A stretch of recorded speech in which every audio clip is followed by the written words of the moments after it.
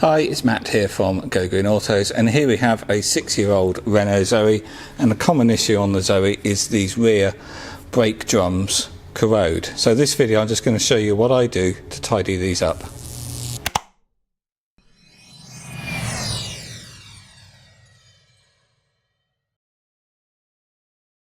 So with the wheel off, you can now see the surface corrosion, and this is completely normal for the Zoe. They all look like this. And it's only surface corrosion, it isn't doing any harm whatsoever, and perfectly acceptable to leave it.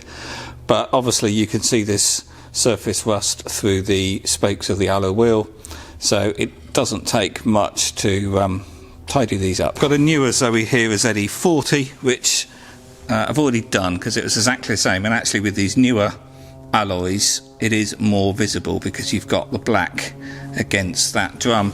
But as you can see, it all looks like new now, and that's just a simple case of painting them. So obviously I don't just slap on some paint, so as always the preparation is key, and the more preparation you can do, the better the job is going to be. So first steps is I get a wire brush and clean as much of this off as you can. It is difficult to get the brush inside all of these grooves, but certainly around the mounting area of the wheel here you want this nice and clean anyway. But yeah, clean as much as you can off, and then the next stage is I treat it with Built Amber Hydrate 80. This is a fantastic rust treatment product. So this you just brush on. So I put a bit of cardboard underneath because it will drip, but yeah, brush it all on with a 1-inch brush. Get loads of it all up in the crevices, and then leave it for a day and a night to completely dry. And what this does is convert the surface rust into a hard black finish, and it's just fantastic as a first stage treatment. It's not vital you do this, but I have this in stock, and it just makes a far better job if you can get rid of as much of that surface rust as you can. And when that is dry, which this time of year in the winter, and it's sort of 0 degrees in the workshop now, it can take a couple of days for that to dry. The next stage is then I treat it with a primer, and what I'll do is mask off the hub here with masking tape so no paint at all gets on this section, and then I'll mask off the back of the fixed part here of the backing plate, so only this area is getting painted. So this is an Etch Primer. This stuff cost, I don't know, about £9 a tin or so, and it's great for priming difficult surfaces. And then when that primer is dry, the final coat is I'm just using brake caliper paint, and the reason for that is it leaves a very hard, nice glossy surface. You don't need to prime it. It's also heat resistant, not that there's going to be any heat on these rear drum brakes, but it's an ideal paint for this sort of exposed metal work. I'm painting these silver just because originally they're silver, but I must admit it would look rather good in gloss black as well, and I've seen other people do all sorts of colours, lime green and red, but you know, silver or black is probably your best choice. I think I said a 1-inch brush earlier. I actually meant a 1/2-inch brush. So this stuff is a blue watery product, and just get it in all the surfaces. Doesn't matter if it drips down, just keep brushing it around so every part of that metal is treated, and this stuff works wonders.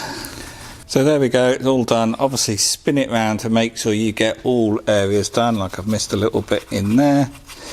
And after 15 minutes or so, you'll probably want to come back and just brush out all of the cavities here where the liquid might be pooling a little bit. But yeah, it's as simple as that, and then just let this dry. So in this case it's probably going to be at least 24 hours because it is in a cold, wet, or no, not wet, but damp workshop, because we're in the middle of winter now. But you know, if you're doing this in the summer, particularly if you're doing it in direct sunlight, it dries in a few hours. But yes, ideally not really a job to be done in the winter. But yeah, as soon as that's dry, you can prime straight on top of this. It's just a fantastic undercoat this gives. But first, the next step will obviously be to mask off the areas you don't want to paint, so all of the flat surface here, and then I also mask just around the outside, just running tape up the edge, and it forms a nice little barrier so no overspray goes into the wheel well.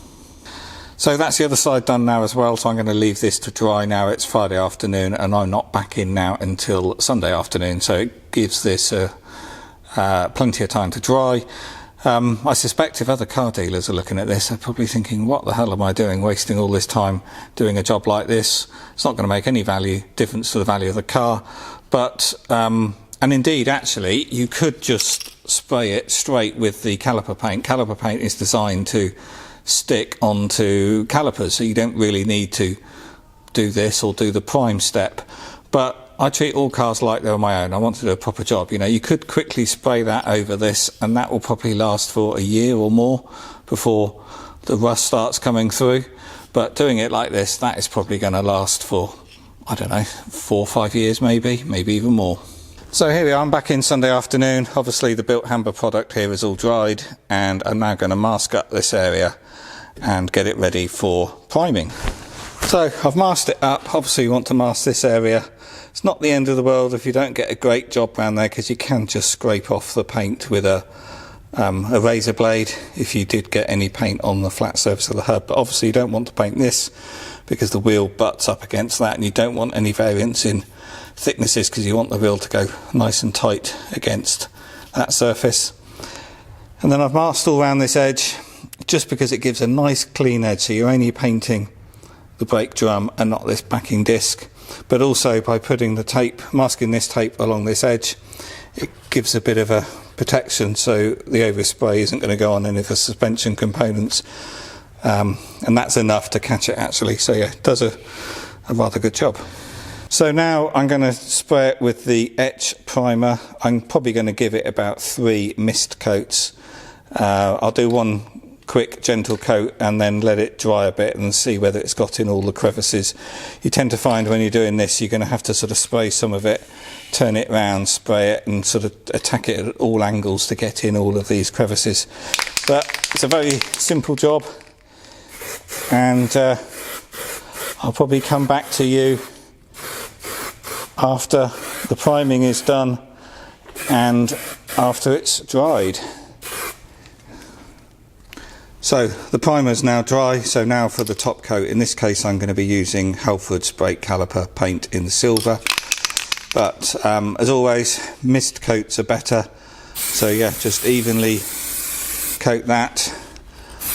I'm not going to do this properly on camera because I'm using my left hand here, but anyway, I'll paint both of these and I'll be back to you when that's dry. So there we go, that's done. This paint is sort of touch dry in about 15 minutes or so. So yeah, now I'll remove the masking tape. This is the sort of satisfying part actually. So all the products I've used, I'll put links to them in the description below. Nothing special about what I've used. It's available on Amazon or Halfords. And as always, if you like this video, please do click that thumbs up on YouTube, because that really does help other people find this channel.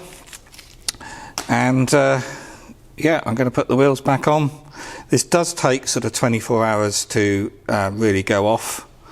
So yeah, leave it overnight ideally, but if you're careful you can put the wheels back on.